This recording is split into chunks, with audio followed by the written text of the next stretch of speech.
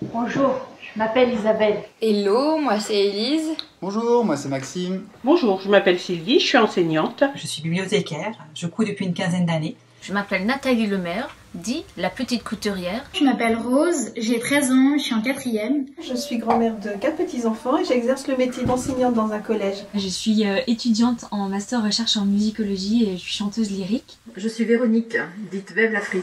Je suis infirmière à la retraite et créatrice de vêtements. Je suis étudiante en chirurgie dentaire au CHR de Lille. Moi c'est Églantine, j'ai eu 35 ans en confinement. Je suis professeure de yoga et avec le confinement, il ne me reste que la pratique personnelle. Habituellement, je suis ergonome dans une équipe de recherche au sein du CHU de Lille. En dehors de pandémie, je suis chargée de mission scientifique pour une structure qui aide les chercheurs à monter des projets de recherche contre le cancer. On travaille tous les deux dans le textile et donc du coup, on sait coudre. Dès le début du confinement, j'ai eu envie de faire quelque chose pour les autres. Et quand j'ai vu la proposition de masque en or, j'ai sauté sur cette occasion. Je me suis dit super, je vais plus m'ennuyer, je vais pouvoir être utile. Puis on va pas attendre de recevoir des masques de Chine ou de je ne sais où quand on peut en France utiliser le système D. Si je faisais pas ça, j'aurais honte de ne pas participer. Puisqu'on doit tous rester à la maison, autant que l'on puisse aider les soignants qui eux sont sur le terrain. J'ai été malade sur les 7 derniers mois. J'ai beaucoup côtoyé les centres hospitaliers, le CHU. Dans ma famille, mon entourage, j'ai des personnes très chères qui travaillent auprès des patients. Mon mari est étudiant en médecine, il est en dernière année d'externat et donc lui s'est porté volontaire. Ça me paraissait juste normal de pouvoir là passer du temps pour une si belle action. Il y avait une solidarité qui s'était nouée entre les Français et je voulais vraiment faire quelque chose. C'était une évidence, il fallait aider. Il fallait que j'apporte mon soutien, ma petite goutte d'eau. Parce que j'ai toujours été habituée à faire du bénévolat et que c'était l'occasion de rendre service. Cela me permet aussi de penser à toutes les personnes qui porteront ces masques. Et je me suis dit que c'était un bon moyen de participer moi aussi, même si je ne peux pas me rendre à l'hôpital comme mes autres collègues soignants. Je viens de recevoir mon kit pour les masques en or. Donc je suis hyper contente de pouvoir participer à ce magnifique challenge. C'est difficile parce qu'il faut être très très rigoureux. Au début j'ai galéré, j'ai mis 1 heure pour en faire un. Ma machine n'a pas beaucoup aimé les plis et leur épaisseur. Ces fameux plis me donnent du fil à retordre. Il faut y apporter beaucoup de sérieux et de rigueur. Vu qu'après ça va être pour protéger les soignants et puis pour que les soignants puissent protéger les patients. Mon premier masque, le voici, a été approuvé par la communauté des couturières. Je vais pouvoir me lancer dans la réalisation des 49 autres. Voilà, c'est parti. L'organisation est top. C'est vraiment une logistique assez incroyable. Tout est extrêmement bien expliqué, préparé méticuleusement. Tous les éléments sont de qualité. La notice est super bien expliquée. Des kits bien faits avec des petits élastiques dans des enveloppes. Et puis un forum où on peut s'entraider, où il y a beaucoup de conseils avec beaucoup de bienveillance. Par exemple, vous apprendrez comment se servir d'une fourchette pour faire un masque. Il y a une émulation dans le groupe et autour de ce projet que je trouve vraiment très belle et très chouette. Comme il fait beau, je me suis installée dehors et puis je prends l'air en même temps.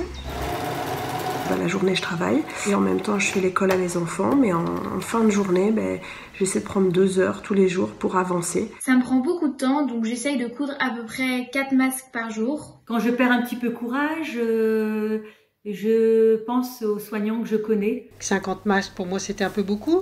Du coup j'ai demandé à ma brave voisine qui m'aide et à nous deux, on avance. Je fais à la chaîne tous les patrons. Avec tout mon amour, je prends le temps mais j'essaie de le faire bien. Petit à petit, les masques se font. Donc ça a été énormément d'heures, pas mal de soirées passées, mais avec la satisfaction à la fin d'avoir contribué à cette belle action. Ce sera très certainement les choses les plus utiles que j'aurais jamais cousues de ma vie. J'ai ressenti l'utilité de mon action et ça m'a fait du bien.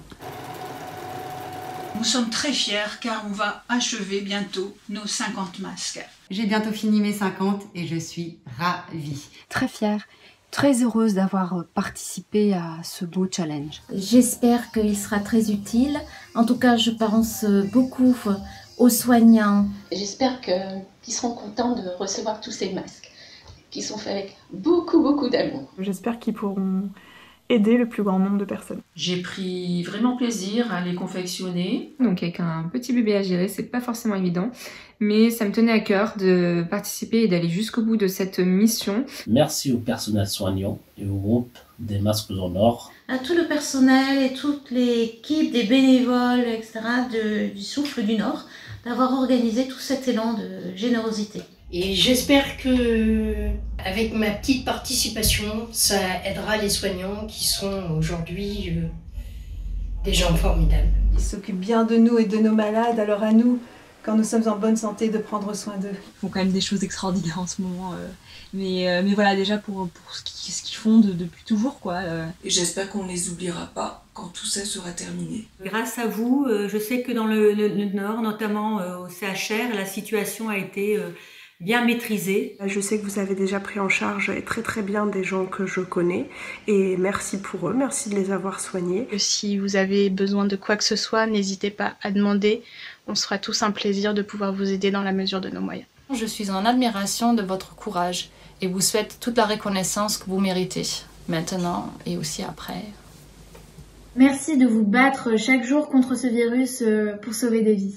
Merci pour tout, merci pour votre engagement, merci pour les heures sup. Merci à tous ceux qui font leur part. Moi, je ne suis qu'une goutte d'eau, une petite main, mais j'espère participer pour un meilleur monde pour demain.